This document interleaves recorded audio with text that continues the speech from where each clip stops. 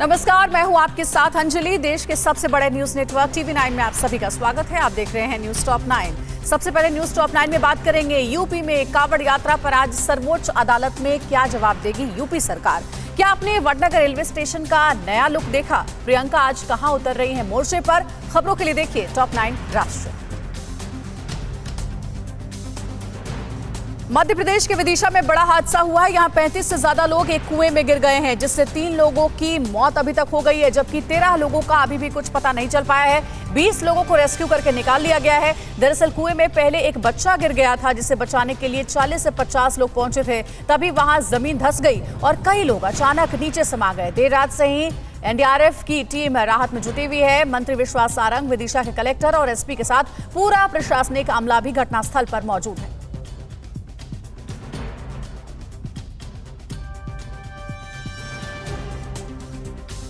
CJI NV Ramana की अध्यक्षता वाली पीठ ने अंग्रेजों के जमाने से लागू राजद्रोह कानून के दुरुपयोग पर चिंता जताई है। पीठ ने ये चिंता राजद्रोह कानून की संवैधानिक वैधता को चुनौती देने वाली पूर्व सैन्य अधिकारी की याचिका पर सुनवाई के दौरान जताई। इसके साथ ही पीठ ने इस याचिका को इसी मुद्दे पर लंबित अन्य याचिकाओं के साथ सुनवाई के लिए शामिल कर दिया।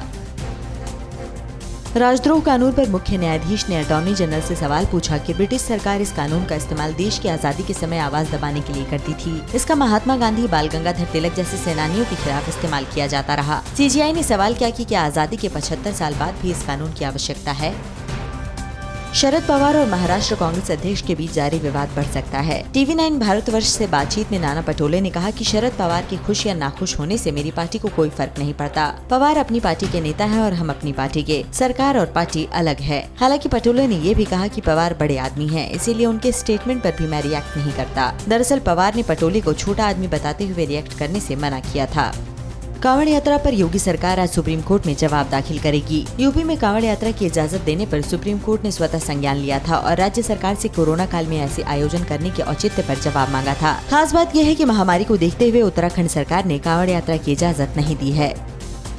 गुजरात के वडनगर का रेलवे स्टेशन आज से ब्रॉड गेज लाइन के माध्यम से देश के बाकी हिस्सों से जुड़ जाएगा। अब देश के विभिन्न हिस्सों को जोड़ने वाली ट्रेनें इस सेक्शन पर बिना किसी रुकावट के चलेंगी। प्रधानमंत्री इस अपग्रेडेड वडनगर रेलवे स्टेशन का आज डिजिटल उद्घाटन करेंगे। इसी स्टेशन पर मोदी बचपन में चाय बेचा करते थे। वडनगर रेलवे स्टेशन को हेरिटेज लुक दिया गया है। PM मोदी आज गुजरात में कई प्रोजेक्ट्स का उद्घाटन करेंगे। इसमें रोबोटिक्स गैलरी और नेचर पार्क भी शामिल है। शाम 4:30 बजे वीडियो कॉन्फ्रेंसिंग के जरिए होने वाले कार्यक्रम में PM रेलवे के कई प्रोजेक्ट्स का लोकार्पण भी करने वाले हैं। प्रधानमंत्री गांधीनगर राजधानी वाराणसी सुपरफास्ट एक्सप्रेस और गांधीनगर राजधानी और वरेठा के बीच MEMU को हरी झंडी भी दिखाएंगे। कांग्रेस महासचिव प्रियंका गांधी आज लखनऊ में महंगाई के विरोध में प्रदर्शन में शामिल होंगी। प्रियंका आज ही दोपहर 1 बजे लखनऊ एयरपोर्ट पर पहुंचेंगी, जहां से वो सीधे हजरतगंज के गांधी पार्क में महात्मा गांधी की प्रतिमा पर माल्यार्पण करेंगी। इसके बाद प्रियंका मॉल एवेन्यू स्थित कांग्रेस मुख्यालय जाएंगी। प्रियंका इस बार खुद यूपी चुनाव के पूरे कैंपेन को लीड कर रही हैं।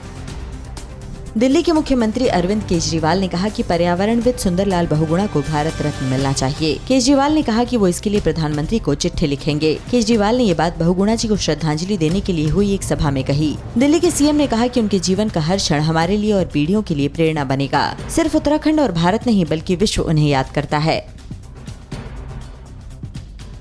अड़ी सोमवार से शुक्रवार शाम 6 बजे सिर्फ TV9 भारतवर्ष पर।